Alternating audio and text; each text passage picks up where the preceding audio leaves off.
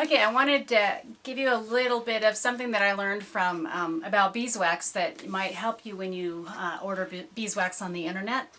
I have two different beeswaxes that I ordered in the last 2 months. My regular supplier had run out, and so I bought some more from another supplier that I buy some of my other ingredients from. And I was really unhappy with the results of one of these two beeswaxes. And I'm going to tell you what happened. This one's darker, this one's lighter. This one is most likely, from what I've looked on the internet, is most likely darker because it was melted for a longer period of time. So it kind of becomes a darker color the longer that it melts. The difference in the bar is that it gave me a darker bar compared to a lighter bar from the lighter beeswax. So that part's kind of obvious, but something else happens. When you from what I can tell, when you leave something like a beeswax heated and melted for a long period of time, it loses that real fresh scent.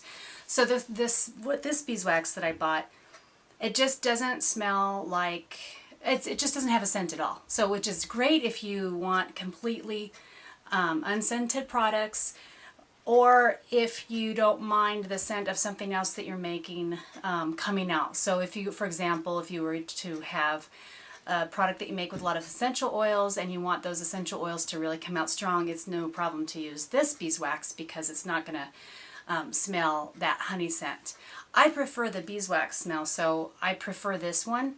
It just smells delicious. It just smells like honey, and it smells very fresh. And what I like about it is that it kind of overtakes some of that really rustic smoky scent of shea butter.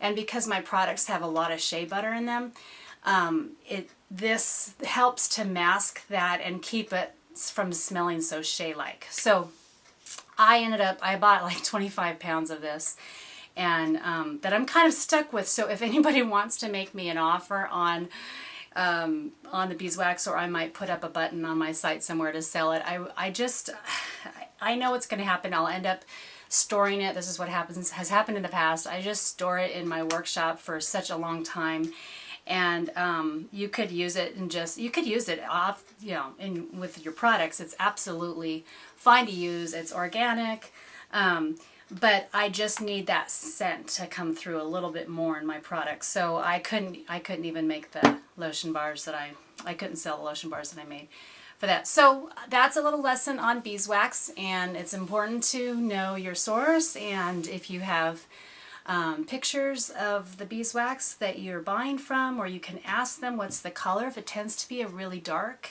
color, from my experience, that could mean that it's not going to have a honey scent as much as a light colored beeswax would. Also, I've done this again in the past by accident, and this is why this confirmed it, where I bought one of those craft blocks of beeswax. We had a local place, and I was so excited to find a local beeswax source that I wouldn't have to pay shipping for, and got it, and I had the same problem where the beeswax was totally fine, but it just doesn't have that really sweet honey scent in it, and I really want that honey scent. So there you go. There's your lesson on beeswax, and if you have any questions, you can email me at renee@hardlotion.com.